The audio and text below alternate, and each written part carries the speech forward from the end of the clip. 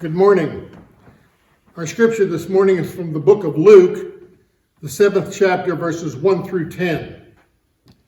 When Jesus had finished saying all this to the people who were listening, he entered Capernaum. There a centurion servant who his master valued highly was sick and about to die. The centurion heard of Jesus and sent some elders of the Jews to him, asking him to come and heal his servant. When they came to Jesus, they pleaded earnestly with him. "This man deserves to have you do this, because he loves our nation and has built our synagogue." So Jesus went with them.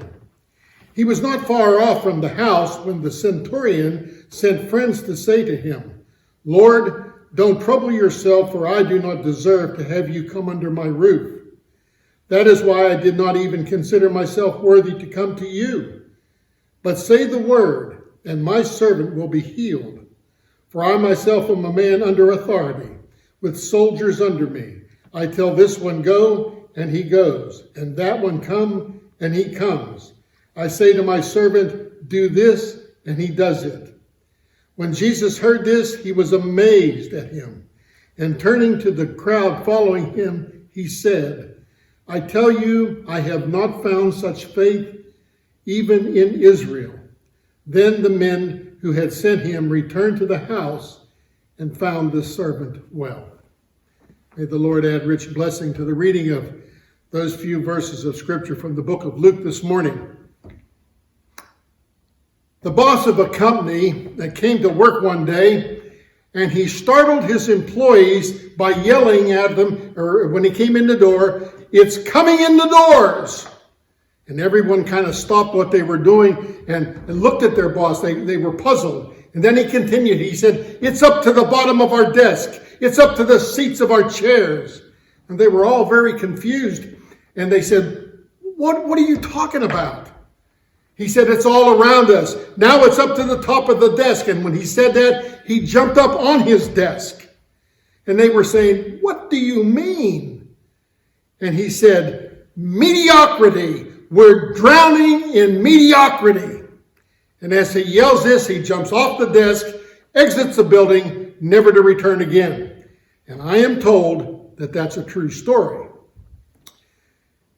We live in a time of moral and spiritual mediocrity. We are surrounded by mediocre institutions, mediocre government, and mediocre leaders. And very often, we lead mediocre lives ourselves. And so did the characters in the Bible. I mean, there are very few shining heroes in the scriptures. The Bible is quite honest in its portrayal of human nature. Everyone who has ever lived, except Jesus, are flawed. Scripture tells us, "For all have sinned and fallen short of the glory of God." There are very few events in the scriptures that reveal everyone at his very, very best. But today's lesson is one of them. Jesus had just finished teaching, and he enters the town of Capernaum, and he is surely very tired. I mean, when Jesus taught, there were many people that followed him, big crowds. He walked everywhere he went, and he had to protrude his voice out, make it loud so everybody could hear. That takes a lot of energy. And so he was done teaching this day, and he enters the town of Capernaum. And like I said, he was tired. He had just finished giving the address that we know as the Sermon on the Mount. So maybe he had come to Capernaum for some rest and relaxation. I mean, everybody likes a little bit of R&R. Everybody needs a little R&R. You got to go out camping this weekend. You get in the old RV and off you go. And you relax for the weekend. You need some rest and relaxation. And probably so did Jesus. But there was a delegation there to meet him, waiting for him.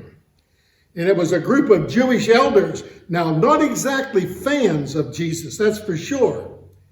They were there and had a request for him. Now this is interesting because so often the New Testament spotlights conflicts between Jesus and the religious establishment. But in this story, even the Jewish elders are cast in a very positive light. The elders had come to Jesus concerning a Roman centurion. This man was in their town. He was the ruler of their town, sent from Rome, a man who was much revered and respected by these people. The centurion had a servant that he had great affection for, and the servant had a painful affliction, and he was near death. The centurion asked for Jesus to come to heal his servant. For the moment, Jesus forgot his fatigue. Some poor soul was out there in distress and needed attention, and that was what he was about. So he went with the elders. When they were getting close to the centurion's house, they were not there, but they were getting close, the centurion sent friends out from the house to meet them with a very amazing message from the centurion. The message the centurion sent out was this. He said, "Lord, do not trouble yourself, for I do not deserve to have you come under my roof. That is why I did not even consider myself worthy to come to you. But say the word, and my servant will be healed." Luke tells us that when Jesus heard this message from this centurion, he was amazed. He was amazed at the centurion's faith. There's only 2 times in the New Testament when Jesus was said to have been amazed. The first time was when he began his public ministry in his hometown of Nazareth. And you remember what happened there. Jesus was rejected by those who knew him best, the people who he grew up with, the people who saw him grow up. He was there. He was a businessman in Nazareth, taking over his father's carpenter shop. He worked in these people's homes. He made things for them. They knew him. And Mark tells us that Jesus was amazed at their lack of faith. And they knew him. And the second time was this encounter with the Roman centurion. This time, Jesus is amazed not at the lack of faith, but how genuine the Gentiles' faith was. Jesus turned to those who were with him and he said, "I tell you, I have not found such faith even in Israel, the hub of Judaism, and he has not found faith like that." Evidently, that faith had a big impact because Luke tells us that when those who had been sent out by the centurion, that group of people from his house, when they got back to the house, they found the servant well, healed. What happens in this story that made it possible for the centurion's servant to be made well? What was the elements that made that happen?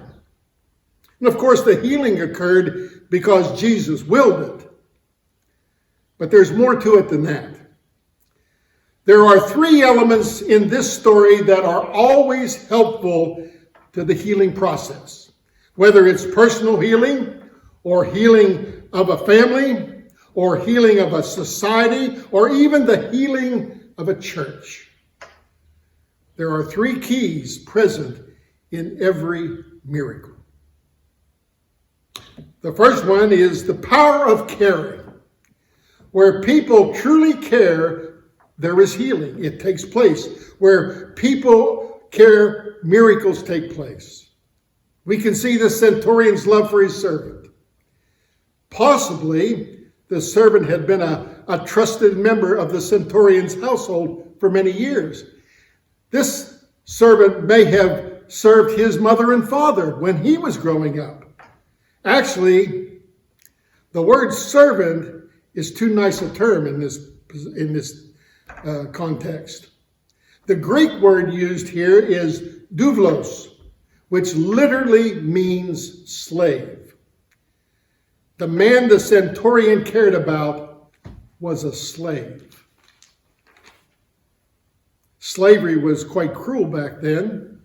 Under Roman law, slaves were considered to be property, given the owner complete rights to whatever he wanted to do without any legal jeopardy. If he wanted to have that slave killed, he would not get into trouble, would not be any problem. Sick slaves and older slaves were especially at risk. It was a frequent practice back then to just, quote, put them out when they couldn't work any longer. This did not set them free at all. All it did was let them die in desperation. The fact that the centurion so highly valued his slave and wanted to take care of him, giving the best care in his sickness, is a very unusual expression of voluntary kindness. Now, this doesn't in any way condone slavery, but it does show this man in a very comparatively good light within an otherwise evil system. The centurion cares about his servant. And just as important, someone had cared enough about the centurion to tell him about Jesus. Otherwise, he wouldn't have known where to turn in his time of need, when he needed somebody to come, unless somebody told him about Jesus. We would all be more fortunate if more people were more open about talking about Jesus. How many times have you talked about Jesus? How many times have you shared your love of Jesus to anybody? Openly sharing our faith about Jesus, openly sharing our faith and our friendship will always yield benefits. And so often we do not do that as the church. We leave the building and we clam up. Have you ever thought how powerful a word spoken at just the right time is? Think about it. The human voice can be very powerful in many ways. It can bring healing to broken hearts and help to people who are in despair. Just a kind word. It was a mere human voice that sent the centurion to the source of healing for his servant. Someone cared enough for the centurion to tell him about Jesus.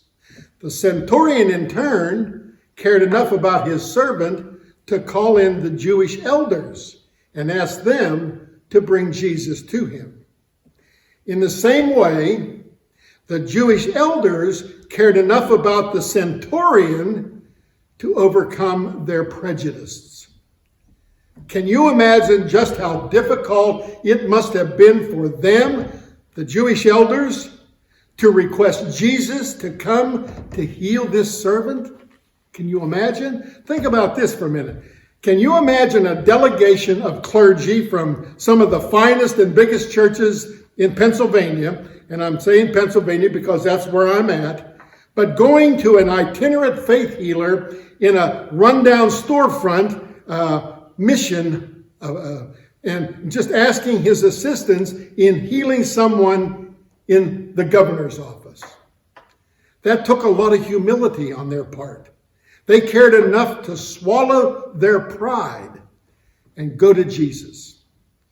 And of course, Jesus cared enough to go with them to the servant. That's what Jesus did. You see, when people care that much, something good has got to happen. It just has to. There is healing in knowing that somebody is praying for you. That's what the church ought to be. A caring community of people who seek to lift one another's burdens. Are we doing that? And if not, why not? So, we see the power of caring in this scripture. We also see the power of character. Where there are people of character, miracles take place. Now, we're not told of the servant's character, but we have to assume it was of the highest order. How else could a servant win the high esteem of his master if he had not proven himself reliable and trustworthy with his master's property? It wouldn't have happened. We do know the centurion's character, though. He was sent by Rome to command a garrison of soldiers at Capernaum. That was his job. It's not easy to mix soldiers with an oppressed civilian population. But somehow this centurion had carried out his orders in such a way that he had the respect of the Jewish elders. He was able to mix it together and make it cohesive to where he was respected.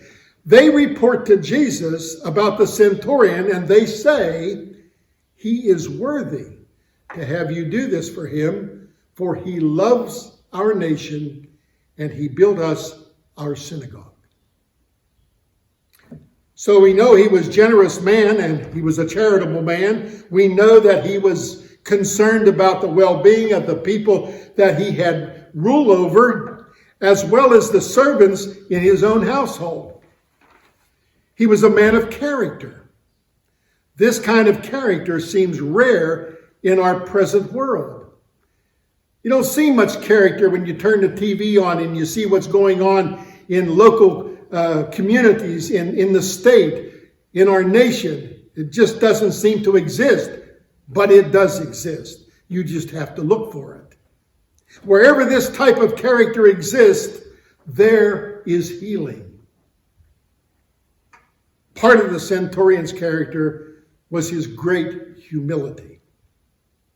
He said, Lord, don't trouble yourself, for I do not deserve to have you come under my roof. That is why I did not even consider myself worthy to come to you. You see, it's easy for some people in authority to allow their position in the community to cause them to think of themselves more highly than they should. But not this centurion. He was a good man in every sense of the word. Jesus saw this centurion, knew of him, and undoubtedly Jesus loved him. James states in his epistle, he says, the prayer of a righteous person is powerful and effective. And there is healing in that kind of character. So we have these two very powerful elements, caring and character. But there is a third element we must not ignore. It was the centurion's confidence in Jesus. When people have confidence in Jesus, miracles take place. That's just another way of, or another term for faith. If you have confidence in Jesus, you have faith. The centurion was so confident that Jesus could heal his servant that he had his messengers say, do not trouble yourself to come under my roof, but say the word and let my servant be healed. Just a word from the master. That would be enough. That would be sufficient. That's all he needed. That was the centurion's faith. There is power in that kind of confidence. You can move mountains if you have that kind of faith. So, I started out today by talking about moral and spiritual mediocrity. And it's overtaking our life as a nation. But there is not one single case of mediocrity in this story from the scripture today. The Roman centurion. It's a beautiful story. It's a story that features a caring community. It features character. It features humility. It features confidence in what Jesus can do for us when we remember to pray. When you have those three elements at play all in one place, caring, character, confidence in Jesus, miracles do take place. You can heal a body. You can heal a family. You can heal a community, and you can heal a society, and you can even heal a church. No wonder the centurion's servant was healed. With such forces at work in our lives, there is no battle that it would be too great for us to overcome. We would overcome every battle. And I would like you to remember this: prayer is the key to heaven, but faith unlocks the door.